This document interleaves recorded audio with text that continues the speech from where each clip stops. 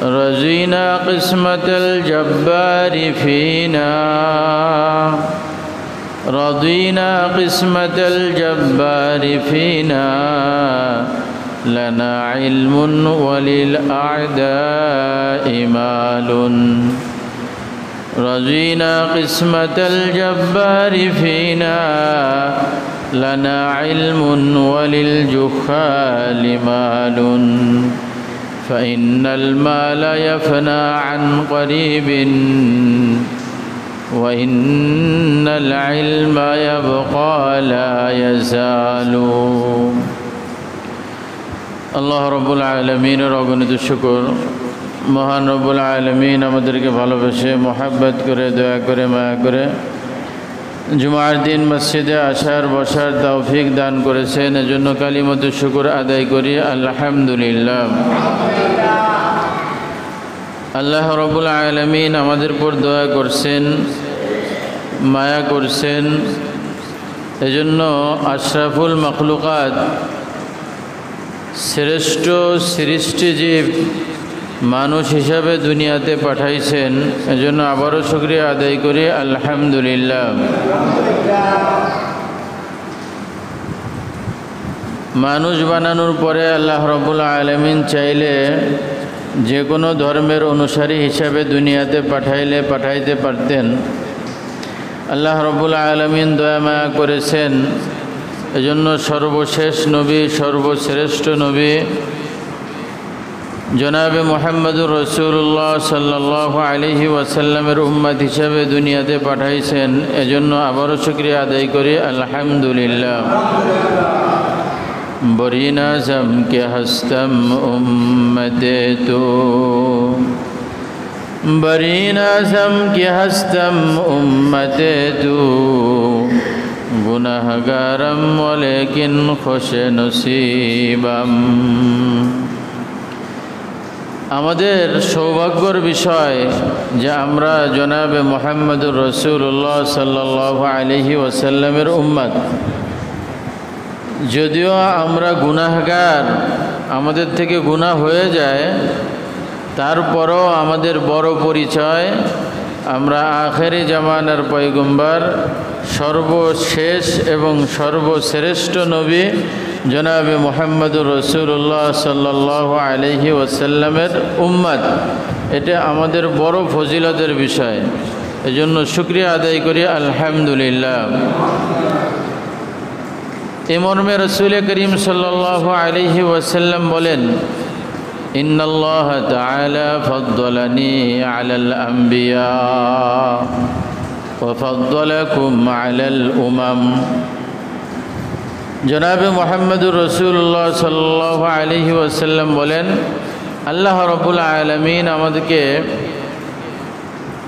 সকল নবীগণের উপরে শ্রেষ্ঠত্ব দান করছেন এবং তোমাদেরকে সমস্ত উম্মতের উপরে শ্রেষ্ঠত্ব দান করছেন। বলি সুবহানাল্লাহ। আমাদেরকে সমস্ত উম্মতের উপরে শ্রেষ্ঠত্ব দান করছেন কে? আল্লাহ। তা না হলে আল্লাহ তাআলা চাইলে আমাদেরকে আদম আলাইহিসসালাতু ওয়াসসালামের উম্মত, নূহ আলাইহিসসালাতু ওয়াসসালামের উম্মত, মুসা আলাইহিসসালাতু ওয়াসসালামের উম্মত, ঈসা আলাইহিসসালাতু ওয়াসসালামের উম্মত, যে কোনো নবী রসুলের উম্মত হিসাবে পাঠাইতে পারতেন। কিন্তু আল্লাহ তাআলা আমাদেরকে সর্বশ্রেষ্ঠ এবং সর্বশেষ নবী আকায়ে নামদার তাজদার মদিনা সরওয়ারে দো আলম দো জাহানের বাদশাহ জনাবে মুহাম্মদুর রাসূলুল্লাহ সাল্লাল্লাহু আলাইহি ওয়াসাল্লামের উম্মত হিসেবে পাঠাইছেন। এটা আমাদের ফজিলতের বিষয়। এজন্য রাসূল করিম সাল্লাল্লাহু আলাইহি ওয়াসাল্লাম বলেছেন, ইন্নাল্লাহ তাআলা ফাদ্দালানি আলাল আম্বিয়া। আল্লাহ তাআলা আমাকে অন্যান্য সকল নবীগণের উপরে মর্যাদা দান করছেন। ওয়া ফাদ্দালাকুম আলাল উমাম, আর অন্যান্য উম্মতের উপরে তোমাদেরকে ফজিলত মর্যাদা দান করছেন। তাহলে অন্যান্য উম্মতের উপরে আমাদের মর্যাদা বেশি, আমাদের ফজিলত বেশি। এই উম্মতের মধ্যে উম্মতের উলামায়ে ইকরামের ফজিলত উম্মতের থেকে বেশি। এ মর্মে রসুল করিম সাল্লাল্লাহু আলাইহি ওয়াসাল্লামের থেকে মুরসাল সনদে হযরত হাসান বসরি রাদিয়াল্লাহু তাআলা আনহু থেকে হাদিস বর্ণিত আছে, মান তালাবাল ইলমা লিওয়াহইয়া বিহিল ইসলাম, মান তালাবাল ইলমা লিওয়াহয়ি বিহিল ইসলাম। যেই ব্যক্তি এলেম অন্বেষণ করবে, এলেম শিক্ষা গ্রহণ করবে দ্বীনকে বিজয় করার জন্য, সমাজে দ্বীন প্রতিষ্ঠা করার জন্য এলেম অর্জন করবে, আর এই অবস্থায় সে যদি মৃত্যুবরণ করে, রসুল করিম সাল্লাল্লাহু আলাইহি ওয়াসাল্লাম বলছেন তার মাঝে এবং আমাদের মাঝে, নবীদের মাঝে শুধুমাত্র একটা স্তর পার্থক্য থাকে। আল্লাহ রাব্বুল আলামিন নবীদের পরের মর্যাদা ওই জামানার উম্মতের উলামায়ে কেরামকে দান করেন, বলেন সুবহানাল্লাহ। তো রসুল করিম সাল্লাল্লাহু আলাইহি ওয়াসাল্লামের বাণী অন্যান্য নবীদের উপরে মুহাম্মদুর রাসূলুল্লাহ সাল্লাল্লাহু আলাইহি ওয়াসাল্লামকে আল্লাহ তাআলা শ্রেষ্ঠত্ব দান করছেন, আর অন্যান্য উম্মতের উপরে আল্লাহ রাব্বুল আলামিন উম্মতের উলামায়ে কেরামের শ্রেষ্ঠত্ব দান করছেন। সাধারণ মানুষের জন্য রসুল করিম সাল্লাল্লাহু আলাইহি ওয়াসাল্লামের হাদিসের মর্মস্পর্শ বাণী হলো, রসুল করিম সাল্লাল্লাহু আলাইহি ওয়াসাল্লাম বলছেন, চার শ্রেণীর মানুষের মধ্যে যদি তোমরা থাকতে পারো তাহলে তোমরা সফলকামী ব্যক্তি। পঞ্চম নম্বর স্তরে গেলে তোমরা ধ্বংস হয়ে যাবা। এই উম্মত যদি চার শ্রেণীর মধ্যে থাকে তাহলে চার শ্রেণীর মধ্যে উম্মতের কামিয়াবি, সফলতা আছে। পঞ্চম শ্রেণীর মধ্যে উম্মত গেলে এই উম্মতের কোনো সফলতা নাই, উম্মতের ধ্বংস অনিবার্য। এ মর্মে রসুল করিম সাল্লাল্লাহু আলাইহি ওয়াসাল্লাম বর্ণনা করেন, কুন আলিমান আও মুতাআল্লিমান আও মুঈনান আও মুহিব্বান ওয়ালা তাকুন খামিসান ফাতাহলিক। রসুল করিম সাল্লাল্লাহু আলাইহি ওয়াসাল্লাম সমস্ত উম্মতগণকে লক্ষ্য করে বললেন, সফলতা যদি অর্জন করতে চাও, তোমরা যদি কামিয়াবি হতে চাও, মর্যাদাবান হতে চাও, মর্যাদার উচ্চ শিখরে পৌঁছাইতে চাও, তাহলে এক নম্বর তুমি আলিম হও। যদি তুমি আলেম হওয়ার সুযোগ না পাও তাহলে তুমি আলেমের ছাত্র হও।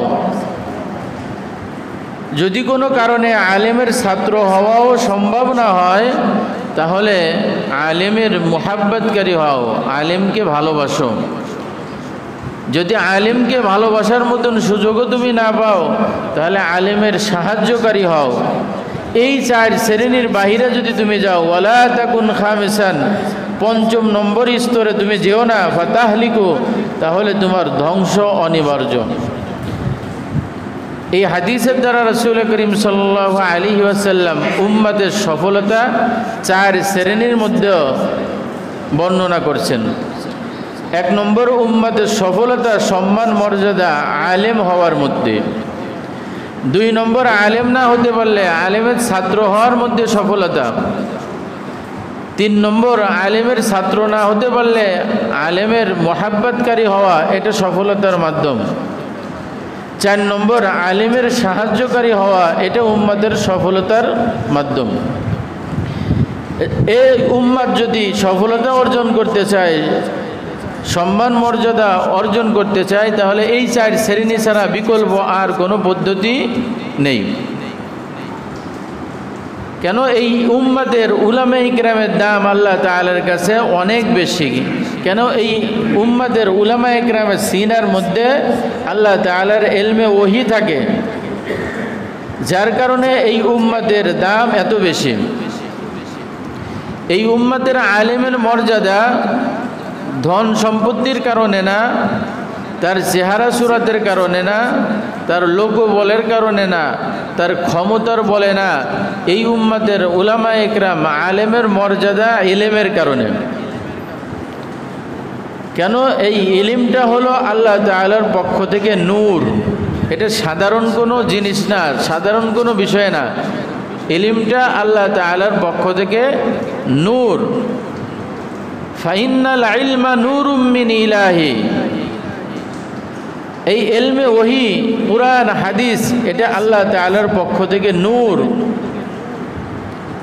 ওয়া নূরুল্লাহি লা ইউতা লিআসি, আর এই নূর কোনো গুনাহগারের অন্তরের মধ্যে আল্লাহ তাআলা দান করেন না।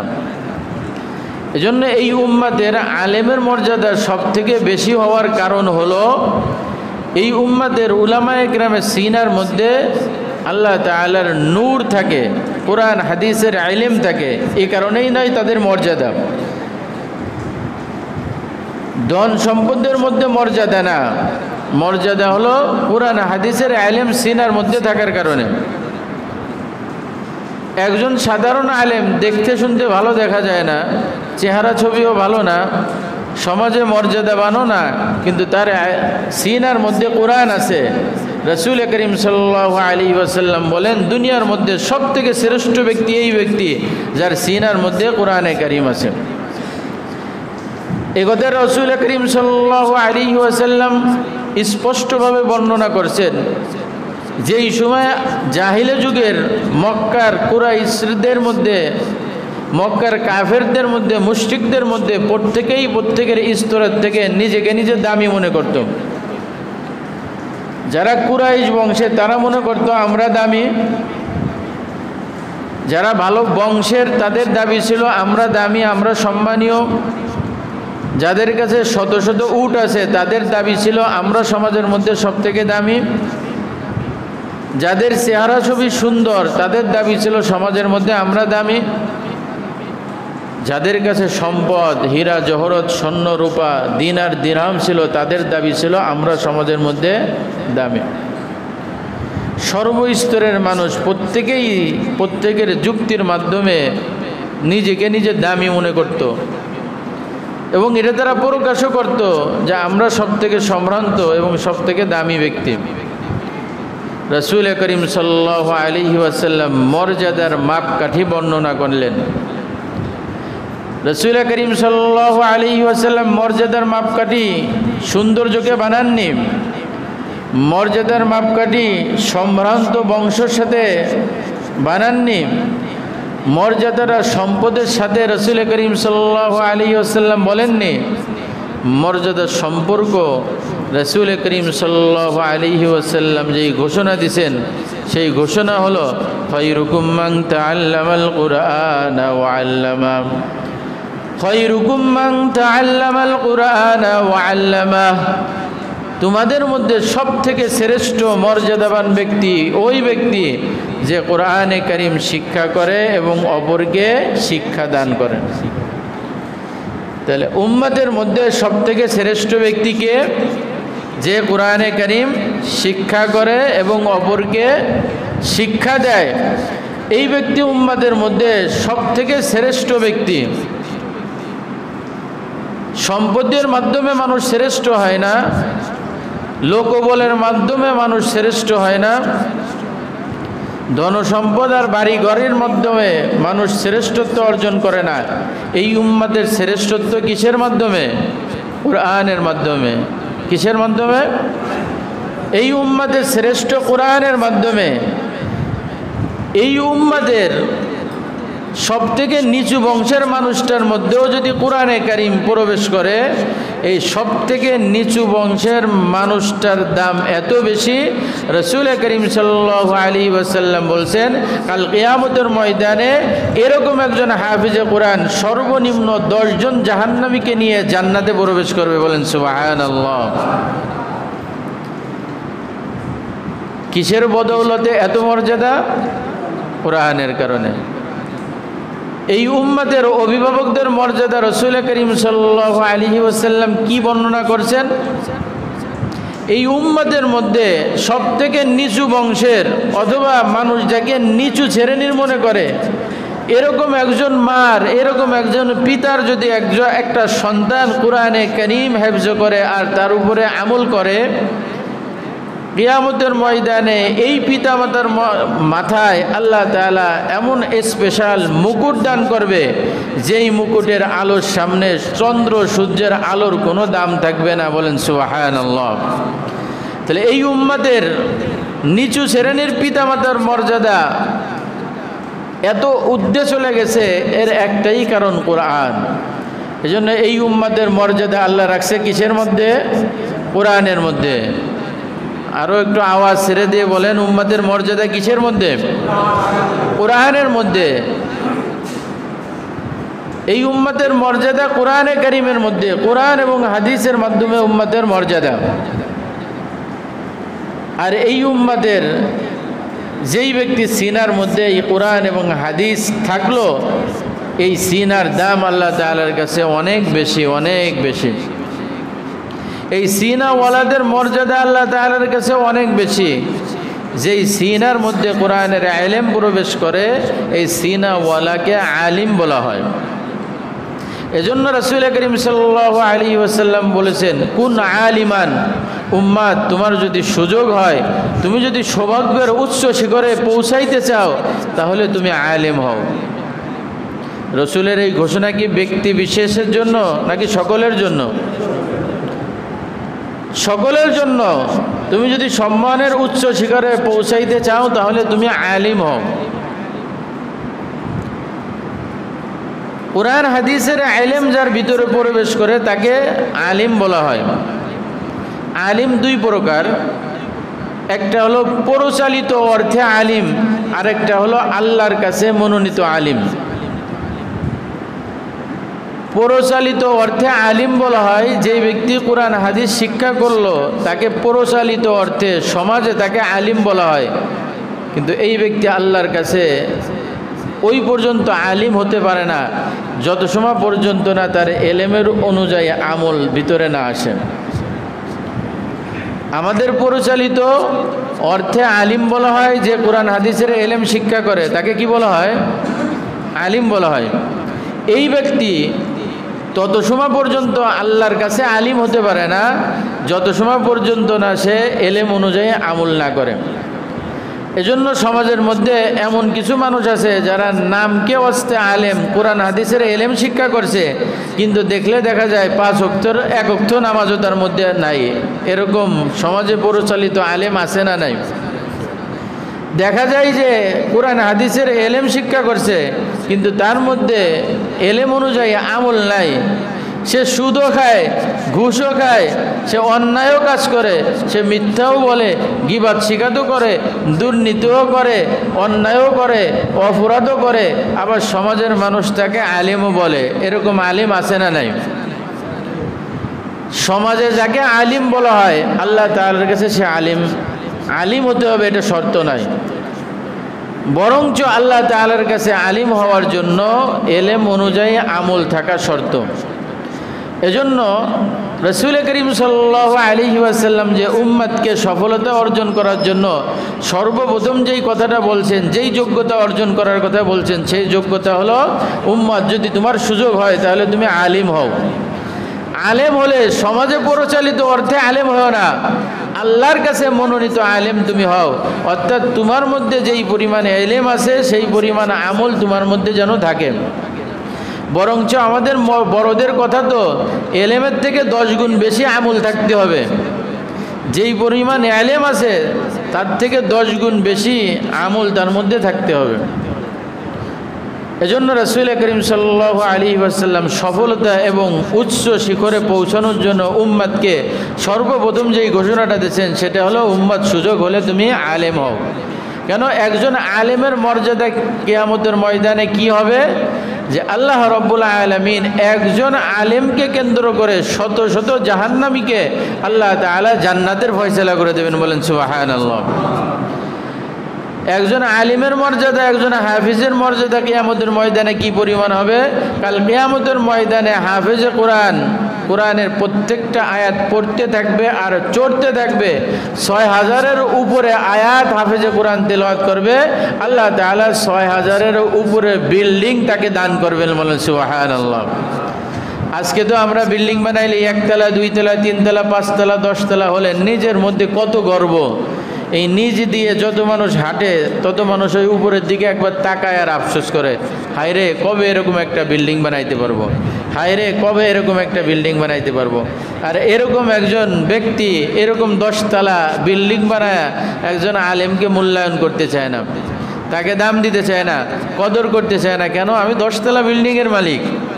বলে তুমি দুনিয়া ইট বালু সিমেন্টের 10 তলার মালিক হয়ে তোমার ভাব এই तू ऐसे रहे वो वैसा रहे वहाँ देखेगा तू कैसा रहे।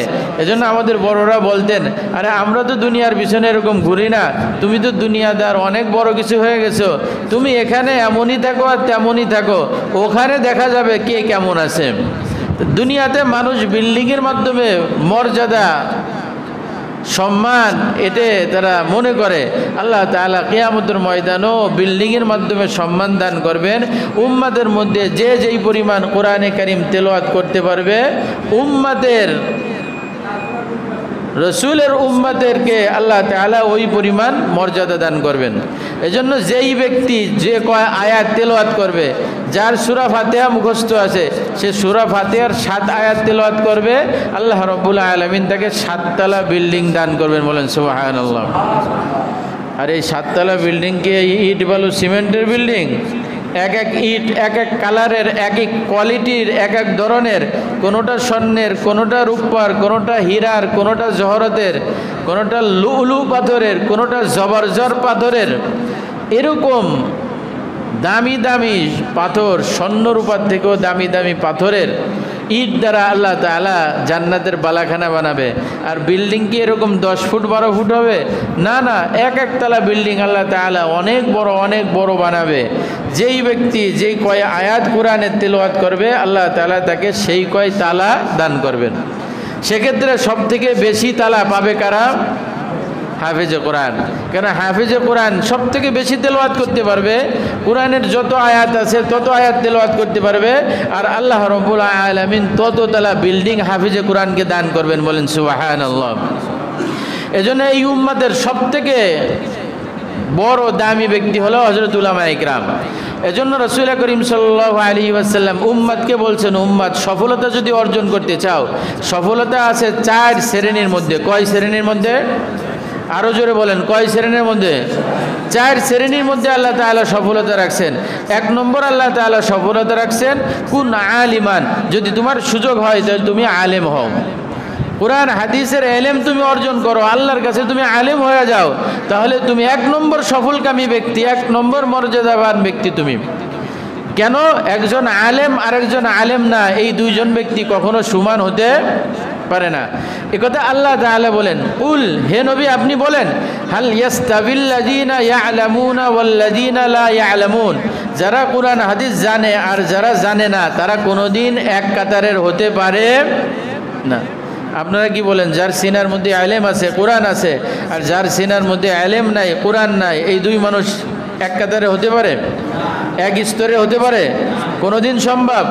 কোনোদিন সম্ভব না। এজন্য আল্লাহ তাআলা রাসূলকে বলছেন, হে নবী আপনি বলেন, হাল ইয়াস্তাবিল্লাযীনা ইয়ালামুনা ওয়াল্লাযীনা লা ইয়ালামুন, যারা এলেমওয়ালা আর যারা এলেমওয়ালা না, এরা 2 শ্রেণীর মানুষ কখনো এক কাতারে হতে পারে না। এদের পার্থক্য আকাশ জমিন পার্থক্য। কেন? যেই ব্যক্তি ইলম অর্জন করে তার ফজিলত এত বেশি, এত বেশি।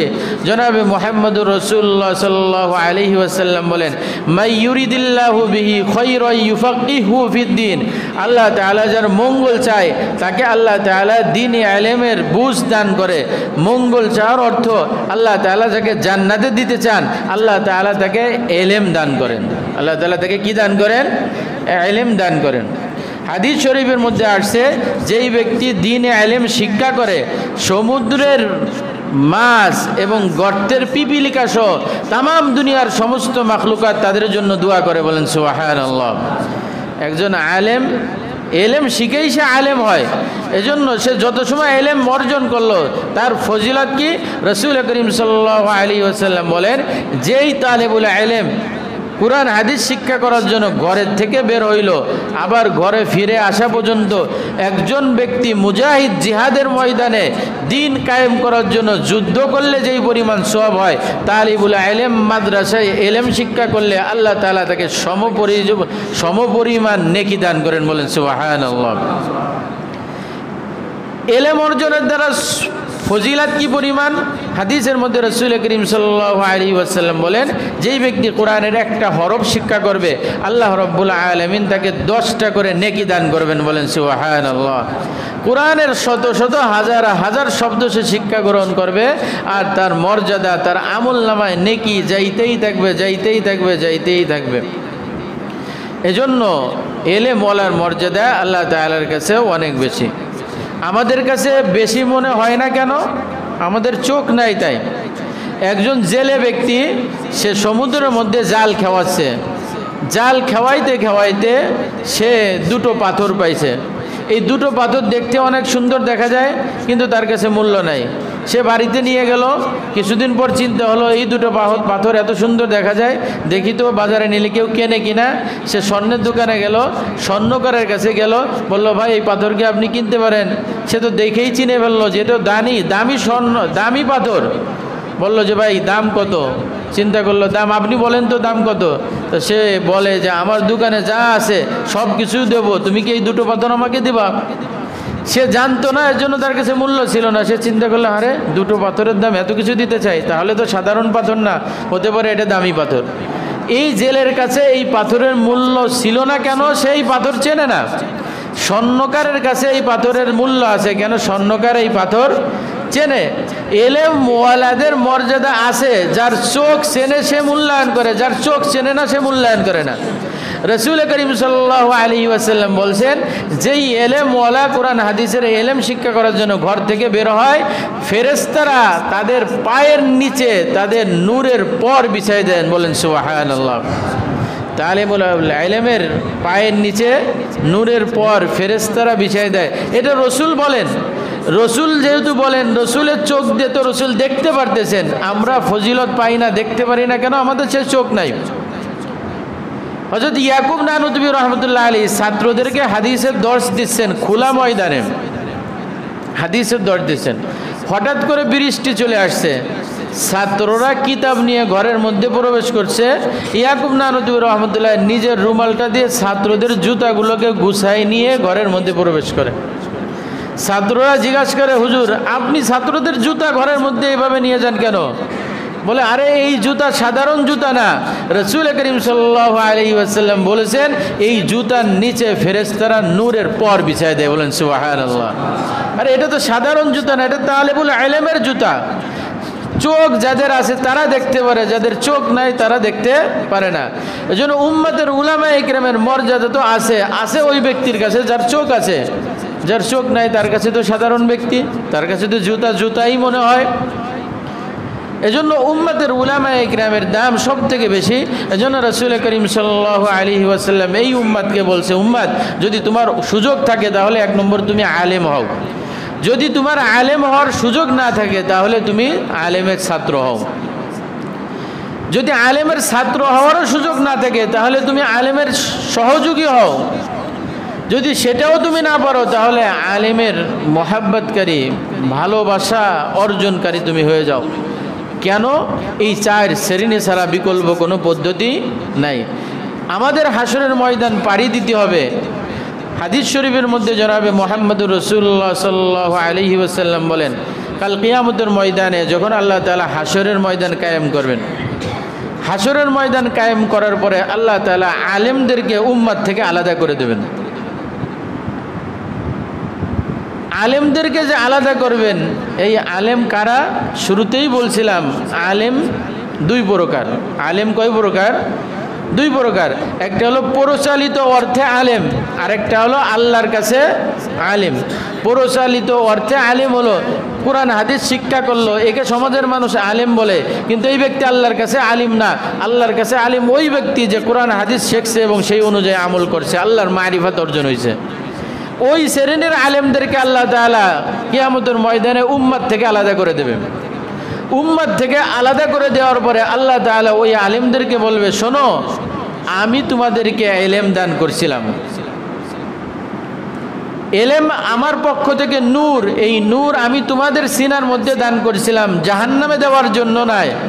এজন্য আমার কাছে মনোনীত যারা আলেম, উম্মত থেকে আলাদা করে আল্লাহ তাআলা বলবে তোমাদেরকে আমি জান্নাতের ফয়সালা করে দিলাম।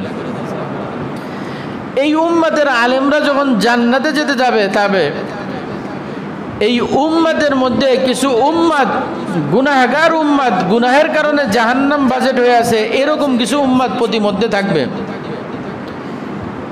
ওই আলেম শ্রেণীর মানুষরা যখন জান্নাতে যেতে যাবে, এই উম্মতের মধ্যে গুনাহের কারণে জাহান্নাম বাজেট হয়েছে এরকম কিছু উম্মতরা ওই আলেমদেরকে বাধা দেবে, তাদের সামনে দাঁড়ায় যাবে। তাদের সামনে দাঁড়ানোর পরে বলবেন যে উম্মতের উলামা ইকরাম শোনেন, আপনাদের সাথে আমাদের কিছু লেনদেন আছে, কিছু কথাবার্তা আছে। বলে কি কথাবার্তা? বলে আল্লাহ তাআলা আপনাদেরকে আজকে জান্নাতের ফয়সালা করে দিয়েছেন, আর আমরা গুনাহের কারণে আজকে জাহান্নামের আসামি হয়ে গেছি, কিন্তু আপনার সাথে আমার একটা সম্পর্ক আছে। বলে কি সম্পর্ক আছে? হাদিসের ভাষ্য দ্বারা বোঝা যায়, কেউ কেউ তো বলবে আমি একদিন আপনাকে 1 গিলাস পানি পান করাইছিলাম। এক একজন এক এক আলেমকে এক একভাবে আটকাবে, তার কাছে আবদার করবে, আমি আপনাকে একটু হাদিয়া দিছিলাম, আমি আপনাকে একবেলা খানা খাওয়াইছিলাম, আমি আপনার একটু খেদমত করছিলাম, আমি আপনার একটু সহযোগিতা করছিলাম, আমি আপনার জুতাটা একটু ঠিক করে দিছিলাম। এই এক একটা অজুহাতে এক একজন আলেমের কাছে উম্মতের ওই সমস্ত ব্যক্তিরা যারা গুনাহের কারণে জাহান্নাম বাজেট হয়েছে, ওই সমস্ত ব্যক্তিরা আলেমদের কাছে আবেদন করবে যে আল্লাহ তাআলা আপনাকে তো আজকে জান্নাতের ফয়সালা করে দিয়েছেন, আমি কিন্তু আপনাকে মোহাব্বত করতাম, আমি আপনাকে ভালোবাসতাম, আপনার খেদমত করছি, আপনি একটু আমাদের জন্য একটু সুপারিশ করেন, দেখেন আল্লাহ তাআলার কাছে সুপারিশ করে আমাদের জন্য কোনো ফয়সালা হয় কিনা। উম্মতের উলামা ইকরাম দুনিয়াতেও যেমন উম্মতের জন্য কষ্ট ভোগ করে, শ্রম দেয়, নিঃস্বার্থ ভালোবাসা দেয়। নিঃস্বার্থ কেমন ভালোবাসা দেয়? এই উম্মতের উলামা ইকরাম যারা ইমাম, তারা প্রতিটা দোয়ায় এই উম্মতের জন্য, এই মুসল্লিদের জন্য নিঃস্বার্থে দোয়া করে। উম্মতের উলামা ইকরাম যারা ইমামতি করে, তারা শুধু নিজের জন্য দোয়া করে না, আল্লাহ তুমি আমাকে মাফ করে দাও। প্রত্যেকটা দোয়ার মধ্যে এই জাতির কথা থাকে, এই মুসল্লিদের কথা থাকে, এই এলাকাবাসীর কথা থাকে। নিঃস্বার্থ একমাত্র যদি ভালোবাসে, তাহলে উম্মতের উলামা ইকরাম, উম্মতের ইমামরা উম্মতকে ভালোবাসে। ঠিক দুনিয়াতে যেমন উম্মতের উলামা ইকরাম উম্মতকে নিঃস্বার্থ ভালোবাসে, ঠিক হাসরের ময়দানেও উম্মতের উলামা ইকরাম উম্মতকে নিঃস্বার্থ ভালোবাসবে। ওই দিন তারা জান্নাতের ফয়সালা হওয়া সত্ত্বেও জান্নাতে যাবে না, তারা আল্লাহর কাছে সুপারিশ করবে, ওগো মাওলা এই সমস্ত মানুষগুলো তার গুনাহের কারণে আজকে জাহান্নামের ফয়সালা হয়ে গেছে, কিন্তু তারা তো দাবি করতো যে আমাকে সে ভালোবাসে, আর আমিও এটা স্বীকার করছি যে হ্যাঁ সে আমাকে মোহাব্বত করে, সে আমাকে ভালোবাসে, সে আমার সহযোগিতা করছিল, সে একদিন আমার জুতা ঠিক করে দিয়েছিল, সে একদিন আমার সাথে কুলাকুলি করছিল, সে একদিন আমার মেহমানদারি করছিল, একদিন আমাকে নাস্তা করাইছিল, একদিন আমাকে 100 টাকা হাদিয়া দিছিল, একদিন আমার কিছুটা সর্বনিম্ন সহযোগিতা করছিল, এ আমাকে ভালোবাসে, এ উম্মতের উলামা ইকরাম ভালোবাসে। আল্লাহ আমরা তো জান্নাতে যেতে পারি না এই উম্মতকে না নিয়ে। তখন আল্লাহ রব্বুল আলামিন উম্মতের উলামা ইকরামের সম্মানার্থে আল্লাহ তাআলা বলবেন, যদিও এদের গুনাহের কারণে জাহান্নাম বাজেট হয়ে গেছে, কিন্তু এদের আমলনামায় যেহেতু উম্মতের উলামা ইকরামের ভালোবাসা পাওয়া গেছে। কেন? উম্মতের নবী দুনিয়াতে নাই, আমরা উম্মতের নবীকে পাইনি, আমরা এই উম্মতের সাহাবে ইকরাম পাইনি, আমরা এই উম্মতের তাবেঈনদেরকে পাইনি, আমরা এই উম্মতের আইম্মায়ে মুজতাহিদিনদেরকে পাইনি, আমরা এই উম্মতের উলামা ইকরামকে পাইছি। এই উলামা ইকরামকে আমরা ভালোবাসছি। আল্লাহ এই উম্মতের উলামা ইকরামের ভালোবাসার ওসিলা আমাদেরকে মাফ করে দাও। উম্মতের উলামা ইকরাম সুপারিশ করলে আল্লাহ তাআলা উম্মতের উলামা ইকরামের সুপারিশের বদৌলতে আল্লাহ তাআলা ওই গুনাহগার উম্মত যাদের গুনাহের কারণে জাহান্নাম বাজেট হয়ে গেছে, আল্লাহ তাআলা তাদের জন্য জান্নাতের ফয়সালা করে দেবেন। আমরা কিয়ামতের ময়দানে উম্মতের উলামা ইকরামের এই সুপারিশ চাই কি চাই না? চাওয়ার জন্য শর্ত রসুল বলছে, হয় তুমি আলেম হও, তা না হলে তুমি আলেমের ছাত্র হও।